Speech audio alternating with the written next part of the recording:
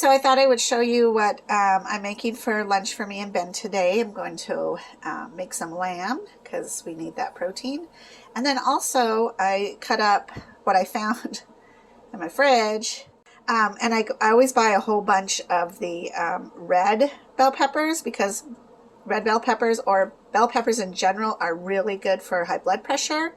But the red ones are especially great if you have kidney disease. And it really should just be taking the place of like chips in your home. Here's my cheese stash. I'm going to cut up a little bit of that in a moment to saute in my pan. But I just wanted to show you that this is your life-saving meal right here. Even if you didn't eat the protein, which is good for you and you need animal protein, this here is phenomenal to keeping you balanced and to help your blood pressure and to keep your digestion going. These are like little magic pills right here, especially the red ones. You can't really tell on my camera, but there is orange and then the yellow. So I got them here in the pan, and then I just put a little bit of olive oil in there. You could use avocado oil. Do not use vegetable oil or any other kind of oil. Those oils are so terribly bad for our bodies. Nobody likes to talk about it, but that is the dang truth. So don't let people convince you to use terrible oils, because oil is really something that you want to use the best quality of. And when you have kidney disease, that's your plan, man. Your plan is to always take really good care of who you are inside your body, and you're responsible for this. So the best thing to do is to always try to feed yourself just the best things. And it gets boring and it gets sad, and sometimes you feel left out because everybody else is enjoying that giant Costco pizza, but you don't get to. And that's okay, because by not eating it, by not eating the triple cheeseburger, by not eating all of the French fries, by not eating the Kentucky Fried Chicken, processed like breads, and I'm not trying to show, like be hateful towards other places. But honestly, this is the kind of food that is going to save your life. These kinds of foods is what's going to give you an extra day with your loved ones. I cannot emphasize that enough. This here is your magic peels. So I do not take high blood pressure meds anymore because I deliberately eat red bell peppers nearly every day. I eat them for a snack. I eat them for a midnight snack. I eat them in my omelets. I eat them. I try to eat them as much as possible. They look gorgeous on my camera right now. Which comes to another question, like what do you season them with? Well, we're not supposed to eat a lot of salt because with kidney disease, you have to manage how much fluid you get. You have to have salt, but you can't overload yourself, because then you're overloaded with fluid and your dialysis has to pull even more, which creates an unbalance, which may seem weird. For those of you who work outside, are not on kidney disease, absolutely salt has to be something you do, because obviously we live in Tucson, or I live in Tucson, and so if you do live in Tucson or like the hotter climates, you have to have salt. You will die if you don't have salt. We'll all die if we don't have a little bit of salt. So for me to season this up, typically, let me see if I can use my other hand here. Well, I'll just show you my chaos. Here are my spices, which I usually put these all back together. This is red bell pepper, or sorry, red chili pepper like you put on pizzas. I like to use this a lot on my seasonings. I don't spice very heavily. Oh, there's my little shot glass from one of my favorite bands, Sauce and Sally. It actually turns on. It's pretty cool. Flashes. Here I do have Himalayan salt. Like the bad salt is iodized salt. Don't use that salt. If you're going to use any salt or flavor at all to add extra, use Himalaya or something really yummy and good.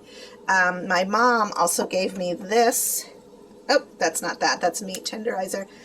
Somewhere here there's like a salt alternative, but I haven't actually dove into that. And then these are like a lot of my seasonings that I like to use, which are pretty basic, and sometimes I don't know how to use them.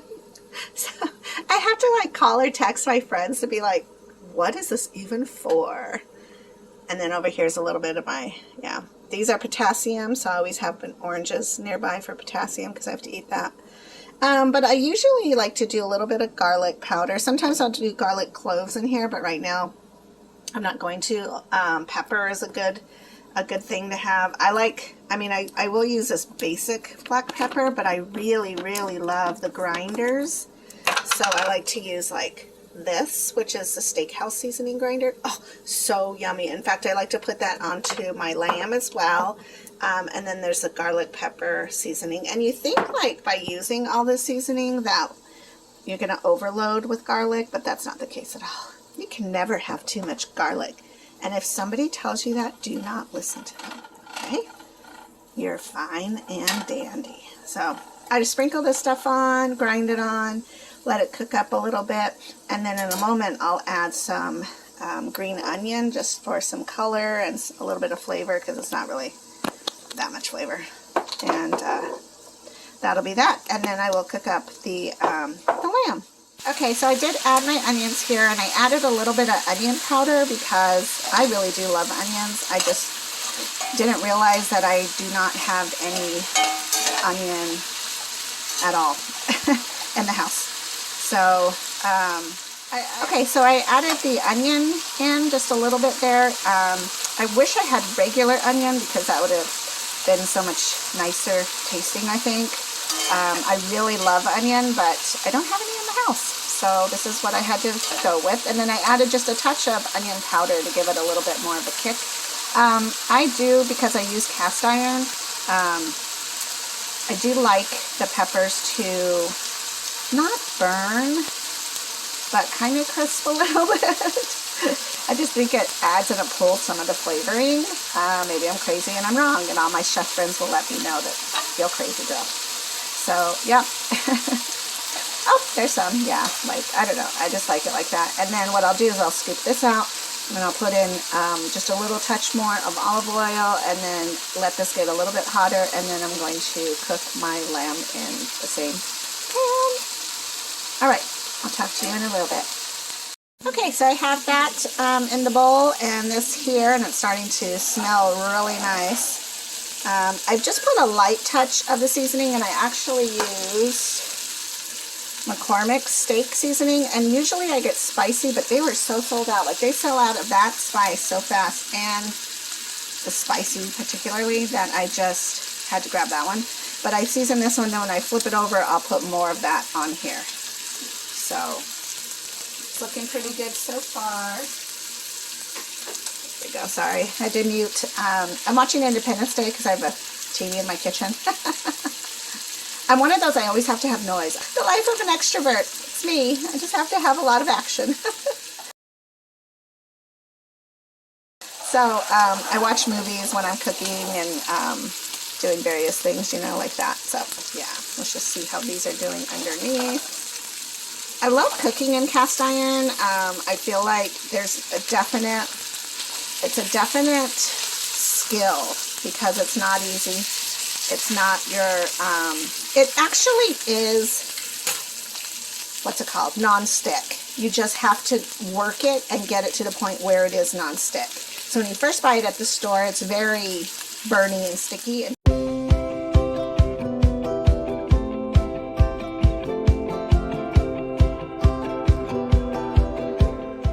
Until it develops like this kind of oil on it. And usually most people will just like wipe this out and it's good to go for the next time. Typically that's kind of what I do too. You can wash them, but you don't want to because it ruins what you've built up. Then you have to re-season them, and I don't even know about that. Like, you put it in the oven, it's some kind of magic that I'm not wanting to do, so I don't know. That's just who I am. I'm a little bit congested today. When they cut the grass, I've noticed lately that I just get kind of like an allergy. And I have a major migraine, but I'm drinking coffee, so that should help. Alright, I will check back with you in a little bit after I flip it. Okay, so I just flipped them over. I like to have it like quite a bit, little bit of crispiness. Lamb is very much like beef, where you don't have to, like, you can cook it medium rare, or you can cook it like rare. I know somebody who would already think this is overcooked because he likes his rare. You know who you are. But Ben and I like ours like medium rare maybe, so that's kind of what I'm going for right now.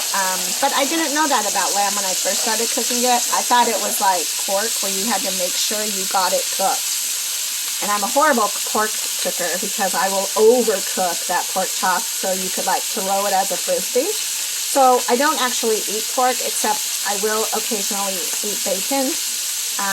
But I want to know where the pork is from and for me to eat it. It's just something that I watch too many documentaries on pork and the mass production of pork and beef.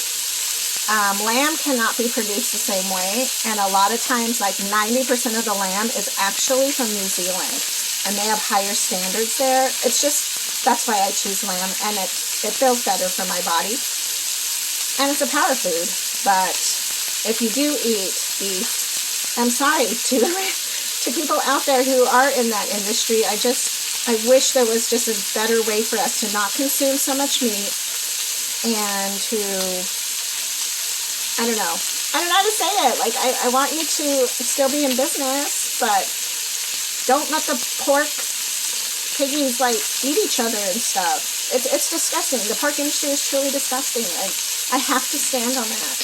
But I do have friends who have raised pigs, and you know who you are, and you know I'm still waiting for my homegrown pork chop. So, so get on that, okay? The princess needs that. Okay, well, I'm going to let you go before I go on this whole rant about pork and beef industry and the chicken industry. Oh my God, I can't even. I have to calm down. But this is the thing. When you have a disease, your food is vitally important to you. Do not back down, do not be ashamed, and do not give in to what everybody else is doing, because you are literally saving your life every day. You got to. So because of that, be picky, be selective. And again, if you have a disease, and even if you don't really, just take care of yourself. Eat really well. This is enough for me and Ben. This is a meal for me and Ben for like two meals, honestly. This whole thing, he might eat it all today. I will only eat like maybe like that much and leave the rest for another day. That I probably will eat all day because I have to force myself to eat the bell peppers, if there's any left, because it's a pretty small amount, honestly. And that's another thing, like serving size is very important. Don't eat the whole entire meal. See if you could cut it in half. You know, I told Ben at the beginning of the whole world closing down and all that crap, if we have a dozen eggs, dude, we can live for 6 days. You have an egg, I have an egg. You have an egg, I have an egg. Like, we're not going to starve to death. Like, there's a way to make it, but serving size has made us think that if we don't get extra large this or extra large that, we're going to starve to death, and that is so not the truth. We really can't starve to death in the United States. There's so many programs and so many sources and so many people who are willing to get you food or help you find programs to get you food. So if you are struggling, because we all have, I've struggled too, then let me know, because I do know of quite a bit of ways for you to get help. So anyways, I'm going to let you go because I'm going to serve this up.